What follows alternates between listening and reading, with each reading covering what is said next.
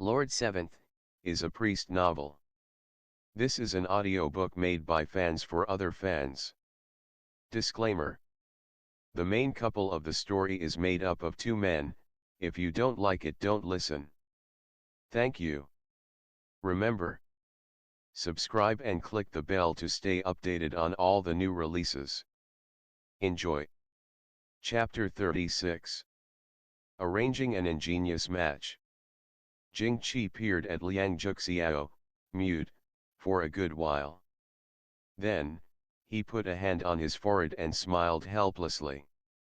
He had believed himself to have witnessed a considerable amount of absolutely absurd events in this vast, complicated world before, but he didn't expect that, by happenstance, there would be a situation like this that made him feel debilitated as well.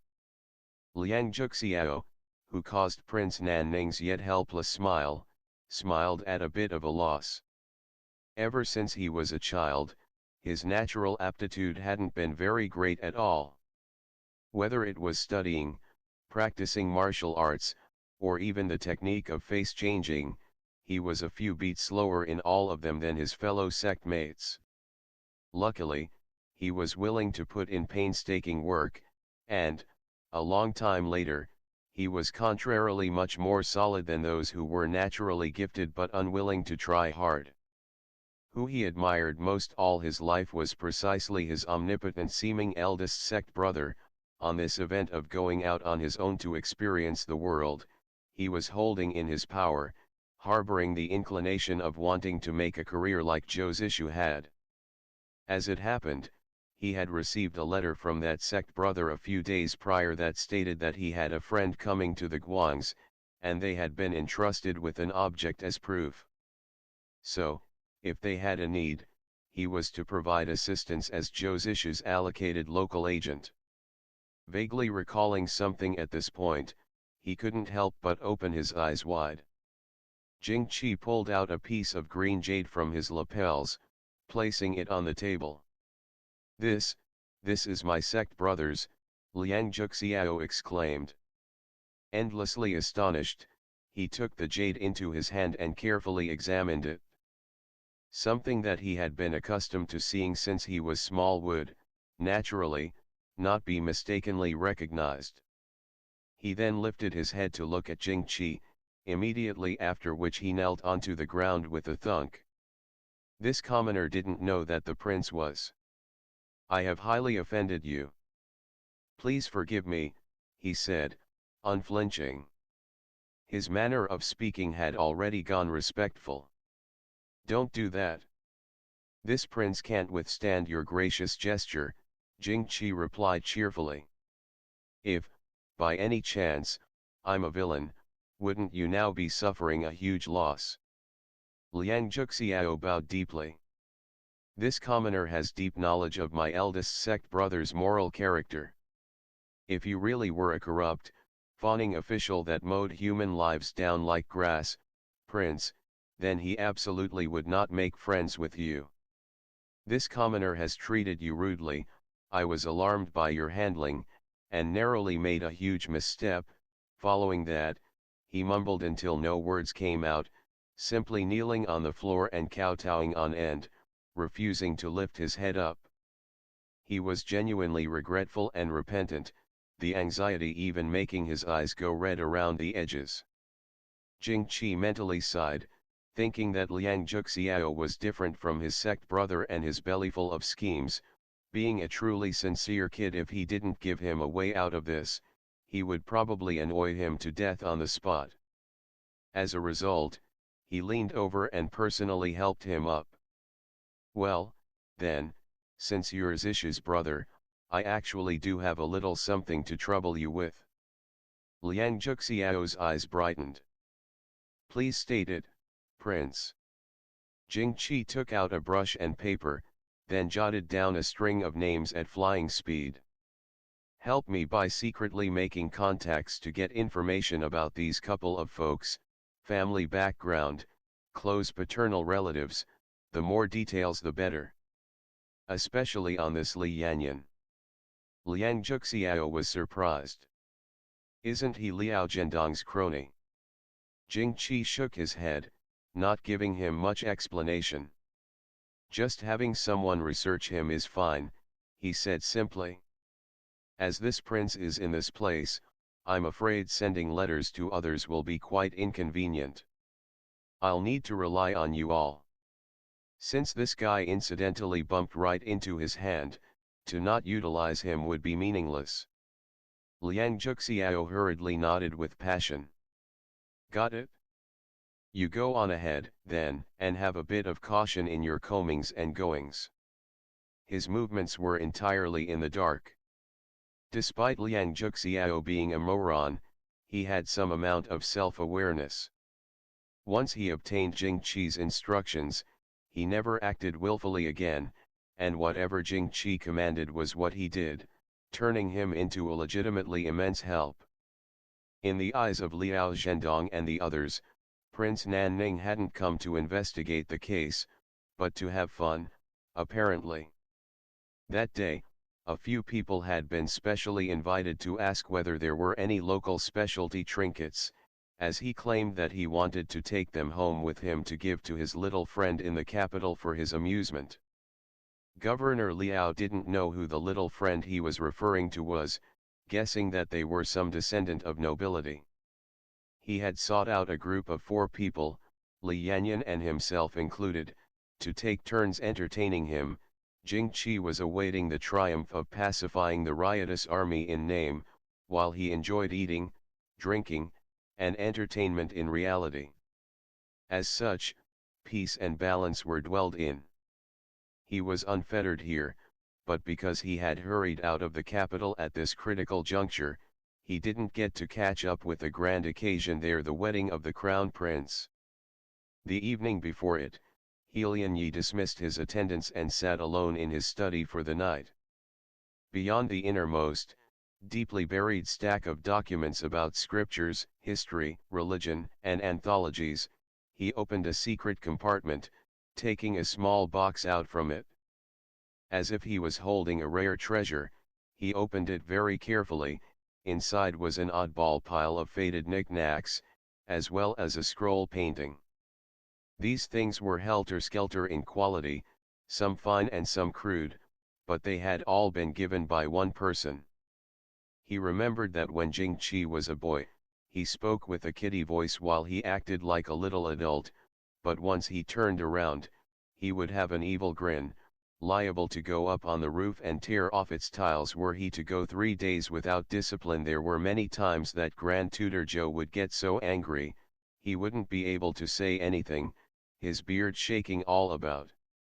He recalled how that tiny ball of fair softness would present a little gift to him like it was a treasure every time, readily putting on a natty intonation like he was wheedling a little girl, which he had learned from who knew where. "Your Highness, this one I brought back specially from a stroll outside the palace. If you're going to make me mad again, I won't be wise and kind. Crown brother, Uncle Emperor gave me a pair of bunnies yesterday. I specifically wanted to leave one for you, but no one let me. Grand Tutor Zhou punished me with copying the Book of Rites, too. Do you think you can help me with a few pages? Just a few. Quick, look, Crown brother, I made this little bamboo pig myself, huh? Uncle Emperor's kated cage? The bamboo on this really wasn't broken off of that one. I already hid the one that I did break it off of. Crown brother. Crown brother. The corner of Lian Yi's mouth unconsciously raised up in a light wisp of a smile, an unspeakable feeling of tender affection suddenly swirling in his eyes. He then waved his hand to open the scroll. Inside the painting was a teen sitting casually atop bluestone, with his features angled low, hair loosely coiled in a bun, a miscellaneous book on his lap, an attentive grip on the writings, and a faintly discernible, leisurely smile on face. It was lifelike. The one who painted it was of average skill, but beneath his brush was indescribable emotion, as if every single iota of the youth in the picture was seeped into his heart, and once he shut his eyes, all his frowns and smiles would be before him. Liang Yi abruptly shut his eyes, closed the scroll, then moved it closer to the margin of a candle. He stayed there for a long time, only to extinguish the small, burning flame in a flurry, sighing quietly in the end. Cautiously, he put the scroll and tiny things away once more, then placed them into the deepest depths of the secret compartment. It's only because he's Jing Beiyuan, and I'm Liang Yi. It's only because. The long night was near to over. The crown consort was the granddaughter of Grand Preceptor Song, a young mistress of reported virtue and goodness that also bore the fragrance of orchids and the qualities of Osman thus. This was the first time Wuxia, who was watching from the sidelines, had seen as majestic a wedding ceremony as this. The month of the ox of man, the day of the rabbit of man, and the year of the rooster of toil all cut the west off, and thus were suitable for marriage. Fanciful attire to worship the heavens, divination to announce auspiciousness, maintenance of the gift list of seasonal works and treasure. 100 officials stood before the hall of revered heaven. The sacred one sat in dark red robes, overseeing the toast and sacrifice of drink. The royal crown prince personally welcomed the consort outside the main gate, donned in beaded crown and robe with guards guiding, as was tradition. Each step had particular standards. The sky and earth and yin and yang harmonized, alongside hundreds of things going by unhindered. Fortune was prayed for and peace was sung for, the sound transmitting endlessly for dozens of li. The lyrics were indistinct inside the incomplete noise of the wind, solemn and profound with a bare trace of inviolable isolation faintly suffusing it. Wuxia listened to it distractedly. He couldn't understand the majority of the verses, but he suddenly felt somewhat lonesome. He turned his head to once again gaze towards the infinitely important palace that had lasted through countless ages, determining that the entire capital was a four-sided cell. During his days, his 7-ish-year situation was like a short flash, passing by with such pressing. He had believed himself the prisoner at the start, but, as it turned out, everybody was a prisoner. He recalled dreamland Jing Beiyuan, his body so cold with only that one thread of warmth even on his lips, a fuzzy haze always seeming to have shrouded his features, and that head of shocking white hair, too. The idea in his mind of bringing the other back to Nanjiang suddenly became stronger than ever. He didn't want to have him ruminate on things day and night, fawning on people contrary to his will, nor to have him exhaust his mind for every scheme, eternally having difficulty with finding peace. He contemplated on the nearly vanished Su Qingluan, who was currently in a tiny courtyard waiting to sing for one person alone every day. Today, that person got his own wife, and every single official and commoner in the whole city had gathered together for the excitement. Was she mixed in with the crowd and wandering about by herself, or was she silently polishing her chin inside her own little yard? He couldn't understand it, really. That woman had handed her entire life over to Liang Yi, so why would she want to betray him? Or, in the event that her heart was awry to begin with, what was she even thinking right now? Getting a frustrated knot in his heart all of a sudden, he thus wordlessly turned around and returned. Life had no roots, floating like dust above a path. Yet, there were forever quite many lovesick children that thought of someone more than 1,000 li away, concealing them in their heart, yearning for them in both waking or sleeping, dreaming about them, reflecting on them like mad. Because he had been a newborn calf, he hadn't been afraid of the world's ways that were vicious as a tiger, constantly believing that there would be a day that he'd be able to return to the mountains and forests of nature, fleeing the confinement of the human realm. Following very many people and very many years, the wind from the overgrown gate of heaven blew and dispersed his youthful hesitation, and his heart's boulder turned into a huge amount of sand, scattering with a light bump. How many people were there that could die without cowering back, die without turning their head, die without yielding? If one really could, then the heavens would obey their will. However, that logic was something the majority of people would not understand. In any case, Jing Chi, who had gotten reminisced about by two people, just had other things to do. The insurrection had already been fully quelled with the dynasty troops returning victorious in a few days' time, as was foreseen when they were coming over. Jing Chi used this moment to quietly call Liao Zhendong over, who was confused over his intent. "Prince, this is..." Cracking melon seeds in his teeth, Jing Chi crooked his fingers at Ji Xiang, who tacitly understood to take a letter out of his lapels. Not saying anything, Jing Chi simply passed the letter over so that Liao Zhendong could read it for himself. The latter accepted it, his bewilderment boundless, but one glance told that it was in Liang Zhao's handwriting. Obscurely hinted on it was that there were several fairly major figures that were within the eldest scion's scope of influence in the Guangs, the implication glaringly obvious.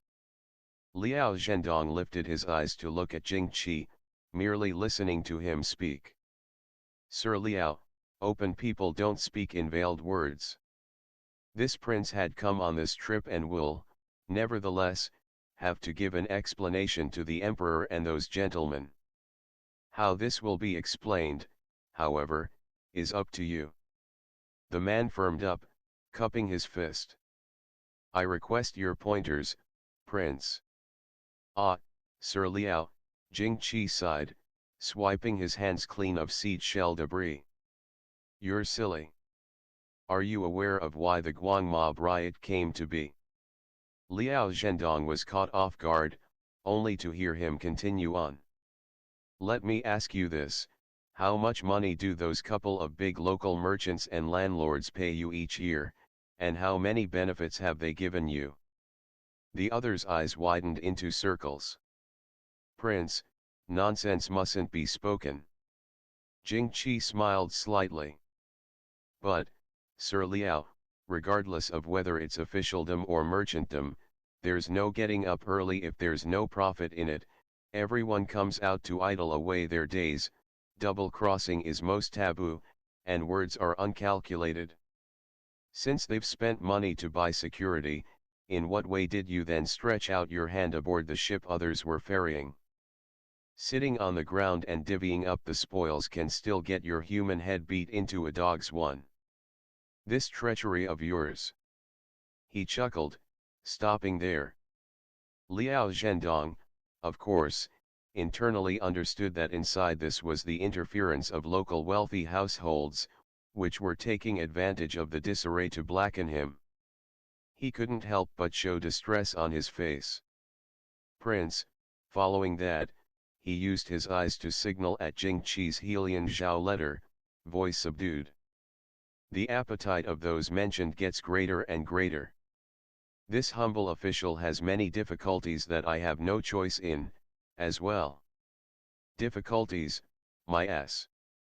Your greed is insatiable." Jing Chi pat the back of his hand, his next words heartfelt. "Sir Liao, the midday sun will shift, and the full moon will wane. Stop everything while you're ahead, have both leniency and strictness, and then thin water can flow as a long stream. Why trouble yourself with digging your own grave? I'll ask you again. Counting up every type of idle operative in the Guangs, how many positions are there in some, and how many were sold by you?" It was with great difficulty that they had accumulated a bit of an estate, and then they contributed for rank on behalf of their heirs, so even if a position is idle, it still has an official salary. You've made an uncountable hash of things like this, giving them both empty power and wealth. Are you aware of how many below will hate you so much that their teeth itch?" Liao Zhendong wiped his sweat off. This humble official didn't think things through enough. Now that something bad has happened, you still want to cover things up, which just makes it worse, Jing Chi said with a sigh. shaking his head. This prince really doesn't know what to even say to you. If it weren't for the eldest highness, TCH. The other knelt down, trembling. Prince, please save this humble official's life. Jing Chi grinned and crooked his fingers. Bring your ear closer. Once the briefing for this and that was given, Liao Zhendong withdrew, his heart filled with anxiety. Jing Chi sat idly about, alone in the pavilion, for a full half-day. Beside him was fresh, unfiltered wine with green foam, a little red clay stove, and brilliant snow outside the pavilion. All of a sudden, he horribly crooned out a discordant rendition of the Song of Resentment. Newly made chi silk, shining bright as snow, cut to make an embroidered fan, round as the bright moon.